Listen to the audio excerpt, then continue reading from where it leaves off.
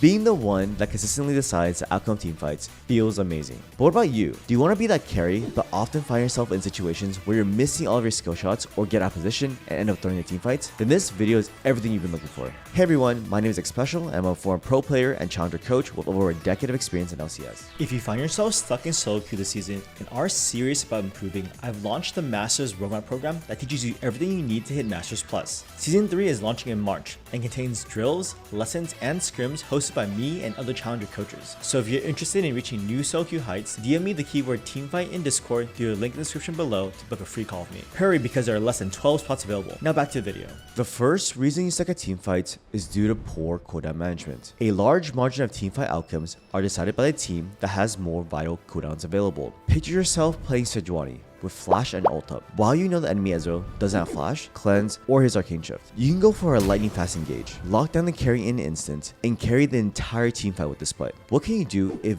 you often feel like Ezreal in this situation due to poor cooldown management? To explain what to do in this situation, I want to introduce the term layers of defense. A layer of defense describes a set of cooldowns that provides you with safety, which is exceptionally valuable during teamfights. It's important to pay attention to these layers of defense because it helps you identify who can kill you and who can't. So what does that look like, and how does it help with my team fighting? In the example Ezreal, your flash, cleanser barrier, and E each create a layer of defense for a team fight. Each of these abilities allow you to play more aggressively as you have more resources to avoid fatal encounters during a team fight. So based on the cooldowns that you know you have available, you want to think, I have my E up so I can avoid engage 1, I can avoid engage 2 for my flash, and in case I get hit by long range CC, I can cleanse it. However, if you have none of your layers of defense available, you need to tell yourself that you need to play very cautiously and avoid a team fight from happening. Because if you track the enemy Sejuani's cooldowns, you'll know that she can simply flash ult you and the team fight is instantly lost. If you know Sejuani's abilities are still on cooldown, you'll be able to play a lot more aggressively and maximize your damage output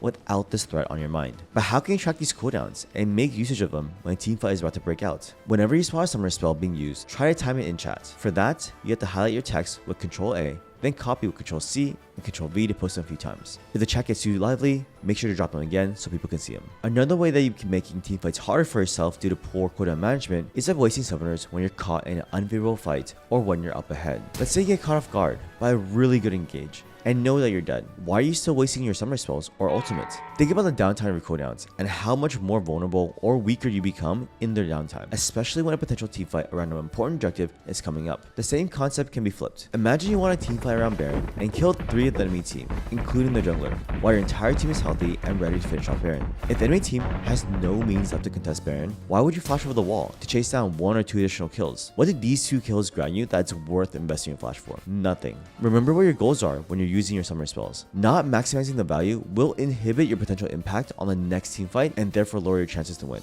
To complete this segment, we also have to briefly tackle cooldown usage on inting or out of position enemies. Killing out of position enemies is important, but is every single one of your cooldowns required for that? Make sure you're not blowing your 19 ults into an already guaranteed dead target and be more conservative with that cooldown usage. Otherwise, this type of tunnel vision of killing one target will diminish your chances of winning a team fight. After all, don't forget, the fewer cooldowns you have available, the weaker you and your team are. Even if you master cooldown management, you'll still lose team fights if you don't know the second reason why you suck at team fights, which is poor positioning. Let's say you're the ADC and Malphite, the only engaged champion on the enemy team, just flash ulted in front of you on another teammate. What should you do? Kite backwards and spam danger?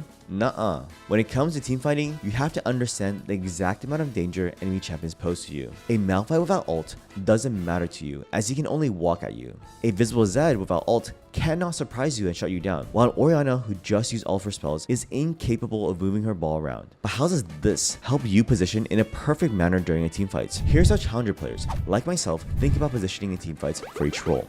Each player's goal should be to position themselves in order to maximize the damage output of the entire team. Tanks should make sure to walk up, suck up damage, and create space for the carries to move around safely to deal damage. Assassins should look to spot gaps in vision and apply mental pressure on the enemy team by forcing them to guess where you are. That will make the enemy team's carries scared to walk up to deal damage themselves in fear of getting one-shotted. For bruisers, they can fulfill the role of both a tank and assassin depending on build. For enchanters, your goal is to make sure that your carries stay alive, even if you have to trade your life for that, since the longer your carry stays alive, the more damage output your team will have. And lastly, for the carries, your goal is to deal as much damage as possible while being safe. So now you might ask, how do I actually apply this in game? The answer lies in understanding the concept of quadrants. Separate the playing field into different quadrants like this. It's a riskier position when you are closer to the enemy. However, the closer you are to the enemy, the higher the probability of dealing more damage. On that note, being exposed to fog of war is also a threat. Keep that in mind. Relative to your role, you'd assume position in quadrants close to the enemy or further away. You can optimize your impact by factoring your layers of defense as well as enemy cooldowns. Thanks to that, you can deal the most damage, achieve the best engages, and avoid the deadliest encounters. Now, understanding role-based positioning and quadrants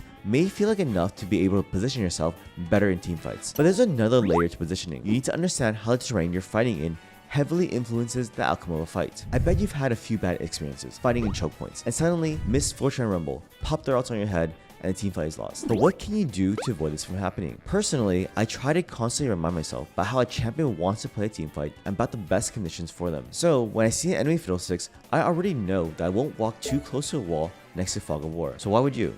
Now, understanding these first two reasons why you suck at team fights is really important. But to be honest, everything you've learned will go to waste if you attack the wrong target in a team fight. In a team fight, you don't want to waste any damage on unnecessary targets. But this usually happens because you don't fully understand how team comp matchups want to play a fight and what their win conditions are. Let me give you an example. An Alistar engages into a team fight, blowing all cooldowns. Throwing everything you have onto Alistar will allow his entire team to deal damage for free without any threats and results in you losing a team fight. So what should you do? Just let the Alistar keep walking up while the enemy team's carries just destroy a team? Of course not. You want to utilize your cooldowns to take down a target that matters, a target that is vital to the outcome. The less important a target is, the fewer cooldowns and time you want to invest, as it could drastically lower the odds of you winning a team fight. Also, you should make it a habit to verbalize your thought process of who you have to target before and in a team fight. For example, I know that an enemy champion doesn't have any layer defense, so she's a free kill until her cooldowns come up again. Now, besides cooldowns, there are also other factors you have to consider when it comes to target priority. You have to ask yourself,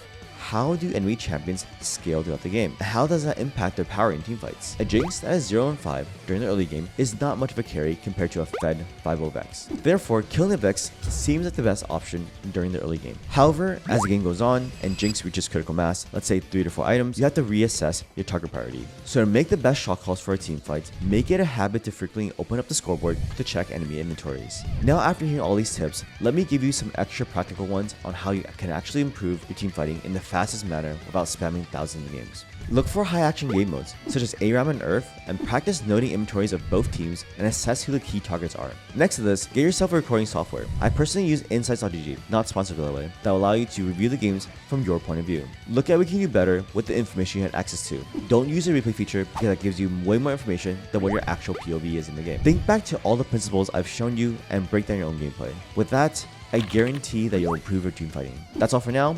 Thanks for watching.